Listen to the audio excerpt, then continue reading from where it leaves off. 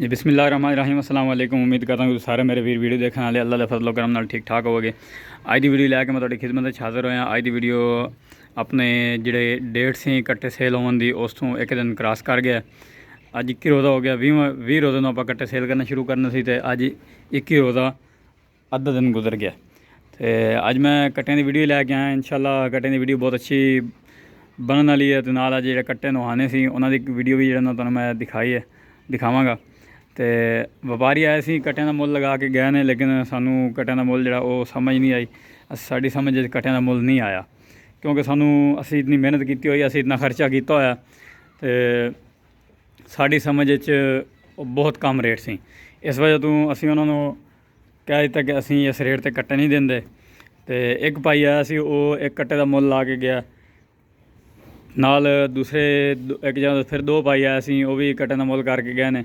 तो जिहड़ा कट्टियां दा उन्होंने मुल किया उस बहुत कम हैगा सी, ते वो भी साड़ी समझ तो जिहड़ा ना घट सी। असी उस मुल ते भी उन्होंने कट्टे नहीं दिते। कट्टा जिहड़ा व्यापारी एक आया सी, उन्हें एक दा मंगया, एक कट्टा मंगया। तो वो मैं तुहानूं कट्टा दिखाना उन्होंने की रेट लाया तो साड़ी की डिमांड सी। सब तो पहले मैं तुहानूं वो कट्टा दिखाना। कट्टा जिहड़ा माशाअल्लाह अपना आ कट्टा खड़ा वे, इसका असी वज़न किया जी 4 मन। गोश्त का वज़न 4 मन असी इसका किया। तो इंशाअल्लाह अल्लाह दे फजलो करम नाल इसका गोश्त का वज़न 4 मन होएगा।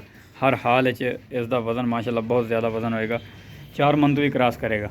क्योंकि असी अगे कट्टे बेचने, साड़ी समझ जितना वज़न आंदा ना उस तो भी ज़्यादा वज़न निकलता।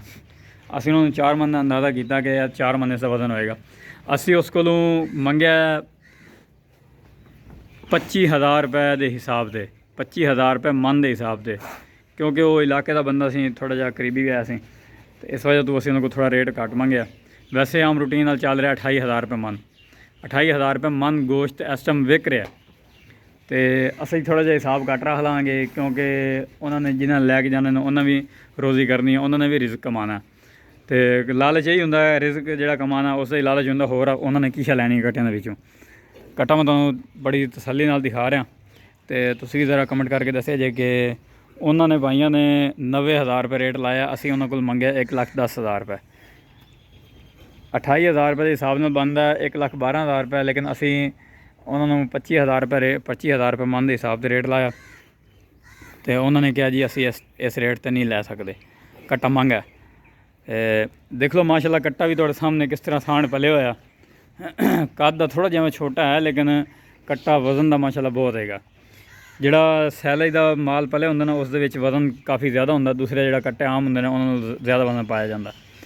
तो तुसीं ज़रा इसदे दस्सिया जे कि कट्टा उन्होंने रेट लाया जी इसका 90,000 रुपये। तो साड़ी समझ नहीं आया, असी नहीं दिता।